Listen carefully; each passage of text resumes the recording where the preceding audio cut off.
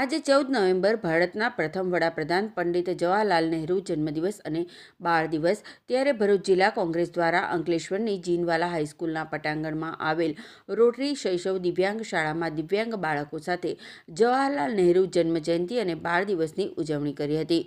ભરૂચ જિલ્લા કોંગ્રેસ મહામંત્રી શૈલેષ પ્રજાપતિ તથા અંકલેશ્વર તાલુકા કાર્યકારી પ્રમુખ સંજયસિંહ રાજ, હર્ષદભાઈ ગઢવી અને યોગેશભાઈ જોશી ઉપસ્થિત રહી દિવ્યાંગ બાળકોને આહાર આપી પ્રોત્સાહિત કર્યા હતા અને પંડિતજીની યાદોને તાજી કરી હતી અને ભાવાંજલિ આપી હતી। ભારતના પ્રથમ વડાપ્રધાન જવાહરલાલ નહેરુની આજે જન્મજયંતિ નિમિત્તે શૈશવ દિવ્યાંગ શાળાની અંદર બાળકોને નાસ્તો કરાવીને આ જન્મજયંતિ ઉજવેલી છે કોંગ્રેસ દ્વારા।